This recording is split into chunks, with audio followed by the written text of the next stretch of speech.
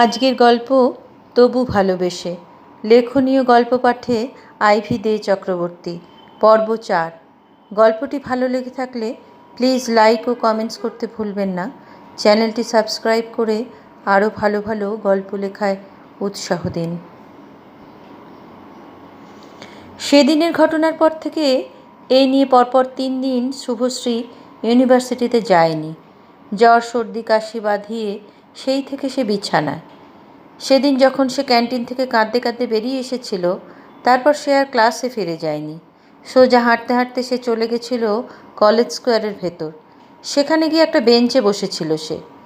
কিছুক্ষণ পর দিশা এসে বসে তার পাশে। শুভশ্রী তখনও রুমাল দিয়ে বারবার চোখ মুছছে। দিশা কিছুক্ষণ তাকিয়ে থেকে বলে, ব্যাপারটা কি হলো আমাকে একটু বুঝিয়ে বলবি? তুই গেলি ওর কাছে ক্ষমা চাইতে, এর মধ্যে কান্নাকাটির কি হলো? শুভশ্রী চুপ করেই থাকে। সে কি ছাই নিজেও জানে কেন তার চোখে হঠাৎ জল এসে গেল, কেনই বা সে কেঁদে ফেলল। দিশা বলে, দেখ, অনর্ঘ কিন্তু তোকে কিছু বলেনি, তোর কথার কোনো প্রতিবাদও করেনি সে। তাহলে কি এমন হলো যে ক্ষমা চাইতে গিয়ে খামোকা আরও 4টে কথা তুই তাকে শুনিয়ে দিয়ে এলি? শুভশ্রীর মুখে কোনো কথা জোগায় না। সত্যি তার দ্বারা কোনো কাজই ঠিকভাবে হয় না। গেল এক ভেবে, আর পুরো ব্যাপারটাই এখন অন্যরকম হয়ে গেল। কেন যে ছেলেটার মুখ দেখা মাত্রই তার সব গোলমাল হয়ে গেল। দিশা বলল, ব্যাপারটা কিন্তু ঠিক হলো না শ্রী।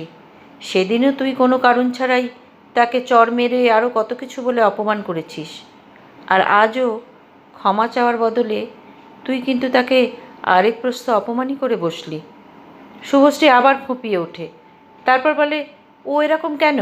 আমি 3 মাস ধরে ওর কাছে ক্ষমা চাইব বলে ওকে খুঁজে বেড়াচ্ছি, আর আমার থেকে পালিয়ে পালিয়ে বেড়াচ্ছে ও কেন? দিশা আস্তে করে বলে, তুই ভেবে দেখ কারণটা কি। এই যে তোর মেজাজ, সেটা কখন যে সাইক্লোনের মতন কার ওপর আছড়ে পড়বে কে জানে। এই জন্যই তো সবাই তোকে ভয় পায়। শুভশ্রী হঠাৎ উঠে গেটের দিকে হাঁটা লাগায়। এই সময় হঠাৎ আকাশ ভেঙে ঝমঝম করে বৃষ্টি নামে। দিশা দৌড়ে গিয়ে ওর পাশে চলতে চলতে বলে, শুধু শুধু বৃষ্টিতে ভিজছিস কেন? চল ক্লাসে যাই। টিকেবির ক্লাসটা তো হলো না, লাস্ট ক্লাসটা করবি না শ্রী? শুভশ্রী বৃষ্টির মধ্যে হাঁটতে হাঁটতে বলে, না, আমি এখন বাড়ি যাব, আমার শরীরটা ভালো লাগছে না। দিশা বলে, শরীরের আর দোষ কী? এরকম নাকের ডগায় রাগ থাকলে তো এরকমই হবে। শ্রী ঝাঁঝিয়ে উঠে বলে, তুই থামবি? আমি এখন বাড়ি যাব, তুই যাবি কি না বল। দিশা পাশাপাশি হাঁটতে হাঁটতে বাস স্টপে এসে দাঁড়ায়। ঠোঁট উল্টে বলে, অগত্যা, চল বাড়িই যাই।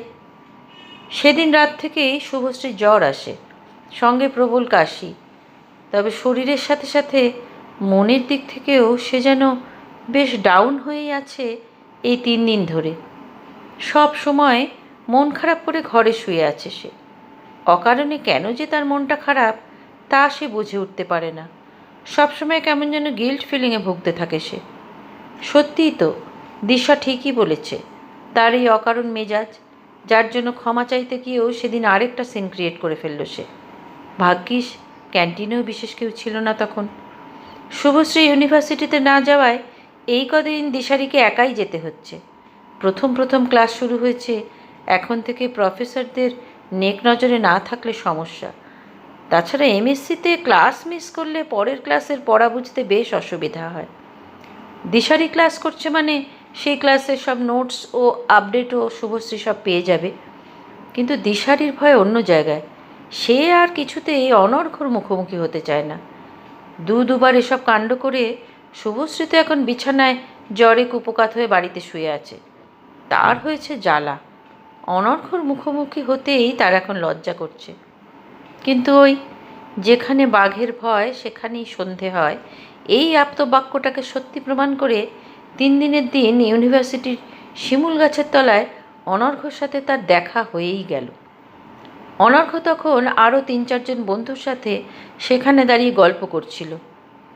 দিশারিকে একা দেখে হঠাৎই সে কি মনে করে তার সামনে গিয়ে দাঁড়ালো। দিশারি তো অনর্ঘকে সামনে দেখে ভূত দেখার মতো চমকে উঠেছে। আমতা আমতা করে জিজ্ঞেস করে, কি ব্যাপার, তুমি এখানে? অনর্ঘ্য মুচকি এসে বলে, আমার তো এখানেই থাকার কথা। দিশারি মনে মনে নিজেকেই নিজে গাল দেয়। ঘাবড়ে গিয়ে এমন বোকার মতো প্রশ্ন করে বসল সে। অনর্ঘ্য বলে, কি ব্যাপার, তুমি একা কেন আজ? তোমার বন্ধুটি কোথায় গেল? দিশা অবাক হয়ে অনর্ঘ্যর দিকে তাকায়। বাবা, এত অপমানের পরেও এ ছোকরা যে শ্রীয়ের খোঁজ করতে পারে তা তো তার ধারণাতেও ছিল না। মুখে সে হেসে বলে, হ্যাঁ, শ্রীয়ের একটু জ্বর হয়েছে, তাই সে 3 দিন ধরে আসছে না ইউনিভার্সিটিতে। অনর্ঘ্য ফিচেল হাসি দিয়ে বলে, বাবা, মা কালীরও জ্বর হয় তাহলে? তা এত জ্বর যে 3 দিন অ্যাবসেন্ট? দিশারি মনে মনে বেশ রেগেই যায়, তবে মুখে প্রকাশ করে না সে। অনর্ঘ্য বলে, আচ্ছা, তোমার বন্ধুটির কি প্রবলেম বলো তো? মাথায় একটু গণ্ডগোল আছে মনে হয়। একা একাই রেগে যায়, আবার নিজেই কেঁদে ফেলে। সমস্যাটা কি? দিশার এবার বেশ রাগ হয়ে যায়। শ্রীকে তার মানে ঘুরিয়ে পাগল বলছে ছেলেটা? না, যতটা সোজা ভেবেছিল সে ছেলেটাকে ততটা সোজা সে নয়। বেশ তো ঘুরিয়ে পেঁচিয়ে কথা বলে। কিন্তু সেরকম কিছু বলার মতো খুঁজেও পায় না সে। সত্যি, শ্রী যা কাণ্ড বাঁধিয়ে বসে আছে তার আর কিছু বলার মতো মুখও তো নেই। তবু দিশারি রাগ সামলাতে না পেরে বলে ওঠে, যার জন্য আপনার এত কৌতূহল, এক কাজ করুন, তাকেই না হয় সরাসরি জিজ্ঞেস করে নিন।